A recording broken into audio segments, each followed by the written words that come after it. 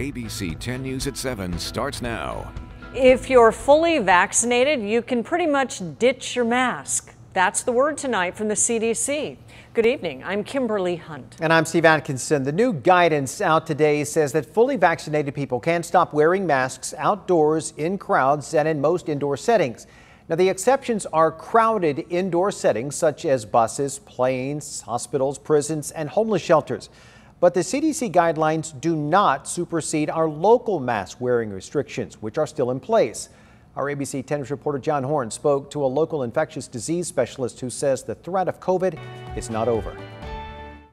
Dr. Christian Ramers says he's continuing to see patients with the coronavirus. COVID hasn't changed. In fact, if anything, it's gotten worse with the new variants that are coming in that are more infectious and potentially more deadly. Ramers, an infectious disease specialist with Family Health Centers of San Diego, says those patients have either refused the vaccine or have not yet been vaccinated.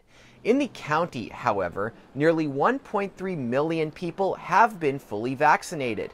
For them, a step toward normalcy came Thursday when the CDC said those now inoculated can do things like dine indoors, catch a movie, get a haircut, and go to a capacity worship service without a mask. The CDC is saying they have concluded that fully vaccinated people are at a very, very low risk of getting COVID-19. Masks are still required in places like healthcare settings and mass travel. Ramers says the CDC made the move now that there is no longer a threat of COVID overwhelming the nation's healthcare system. But I think what this signals for us is a major shift from where we were last year to where we are this year.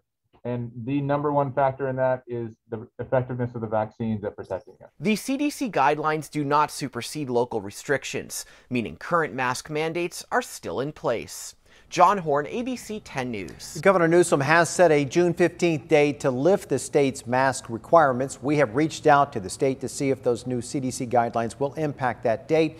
We'll let you know when we hear back. San Diego's local cases were back above 100 today. The county reported 190 new cases, while our test positivity rate held at 1%. No new deaths were reported for the third time this week. About 1.7 million San Diegans have received at least one dose of the coronavirus vaccine, and more than 1.2 million are now fully vaccinated. But that is still not enough. ABC 10 News reporter Mimi Alcala has the effort to convince those who are still hesitant to get the shot. We had initially seen arms looking for vaccines, and now we're looking at vaccines looking for arms. It appears that most people who really wanted to get a COVID-19 vaccine already did. Compared to a few months ago, it's a lot easier now to book an appointment or just walk up and get a shot. But there's still a significant amount of San Diegans who are on the fence or completely hesitant. There's the group that are looking to get vaccinated, and then there's the group that don't want to get vaccinated, and then there's that in-between group. Dr. William Sang, a Kaiser Permanente physician who's on the executive board of San Diego County's Medical Society, says right now one of the most important ways to convince people to get vaccinated is to answer their questions directly, holding forums and Q&A sessions. We cannot ignore people's fears. They are real. They are real concerns that we need to address, each and every one of them. Many places have also started offering incentives to make the vaccine sound a little more appealing. Free food, a free beer, or like in Ohio, where a statewide lottery program will offer vaccinated residents a chance to win $1 million. Ona Mir, a UCSD professor of marketing, says this could be an effective way to reach some of those still reluctant. So is allowing vaccinated people to return to normalcy quicker, ditching the masks, going to concerts. He says the best bet is to focus on a well-thought-out approach using behavioral science. And I would welcome more, larger policy efforts that do involve what we know of how to motivate people to change their behavior when it comes to something so important. Mimi Alcala, ABC 10 News. Dr. Sang says strategies being considered include sending vaccines directly to primary care offices so people can get the shot from their trusted doctor. Children as young as 12 can now get the Pfizer vaccine. The teens and tweens, they rolled up their sleeves today at the Logan Heights Family Health Center. Clinical trials show the vaccine is 100% effective in 12 to 15-year-olds. Older teenagers were already eligible for the vaccine, and 30% of 16 and 17-year-olds in the county have gotten at least one shot so far. The state superintendent visited 2 Chula Vista elementary schools today. Tony Thurmond stopped by to see how in-person learning is going at Castle Park and Joseph Casillas elementary schools. Many students in the area have experienced illness and lost family members, so the school begins each day with a mindfulness exercise. Thurmond joined in today and saw its effects on the children. What I've observed here today is what I think California and quite frankly our nation needs in terms of how we help our students come back to school for in-person instruction. Thurmond says he is working with the governor and legislatures to allocate an additional $3 billion on state mental health programs for anyone under 25.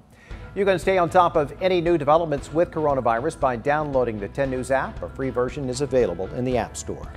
Tomorrow marks 2 weeks since Scripps Health was first targeted in a debilitating cyber attack. ABC 10 News investigative reporter Jennifer Kastner is going in depth for a look at who's responsible for ensuring hospitals have secure networks to protect patients' privacy. A widespread network outage still upending operations Thursday as Scripps Health continues investigating the source of the attack. Mounting questions about security regulations Thursday as one of San Diego's biggest hospital networks continues battling a crippling malware attack that started nearly 2 weeks ago. Mark Haskelson is the CEO of Compliancy Group, which helps healthcare companies prove that they made a good faith effort to satisfy federal law over patient privacy, commonly known as HIPAA. What has changed so rapidly in the risks under cybersecurity, unfortunately, HIPAA as a law really is not up to speed with them. HIPAA is administered under the Department of Health and Human Services enforcement arm known as the Office of Civil Rights, which can audit hospitals. Haskelson says that HIPAA only gives guidelines, so it's up to each hospital to self-manage or bring in third-party cybersecurity experts. But he adds that having adequate technology is only part of the challenge. The human element is just as important. So if you take, let's say, regulatory compliance of HIPAA, it's the audits. You then have to identify your gaps. You then have to have, a true plan to remediate those issues. Now, what we find is that about 80% of the remediation really comes down to good policies, procedures, and training of your staff so that your staff knows not to make these mistakes. About 20% of it is really the technology that's being deployed. Scripps has said that some patient care locations, such as emergency rooms, remain open. The hospital reports that a team is working nonstop to get the system back online. The hospital still hasn't said whether patient records were stolen or who may be responsible for this attack. A spokesperson wrote Thursday that there is nothing new to report. Jennifer Kastner, ABC 10 News. And we have a follow-up to a story that we brought you yesterday. Police have arrested a man for a killing outside of McDonald's in University Heights. Officers say a 59-year-old man was killed early yesterday morning at El Cajon Boulevard in Texas. Police arrested a suspect, Joshua Roberts, later in the day, but it's still unclear how the victim died. Gunshots were reported in the area, but there was also a knife that was found at the scene. The medical examiner will have the final word. A disturbing discovery today, 17 hours after a deadly crash in Pine Valley. A big rig plunged down an embankment and burst into flames last night on the 8 East near Buckman Springs Road. Emergency crews pronounced the driver dead at the scene. Crews were still cleaning up the site this afternoon when they found a second body. Neither person's identity has been released. A San Diego tax preparer could lose his business for allegedly filing returns containing false claims. Today, the DOJ filed a complaint claiming that Archie Smith filed tax returns that cheated the government out of nearly $1 million. According to the complaint, many of the returns listed non-existent businesses and fabricated expenses.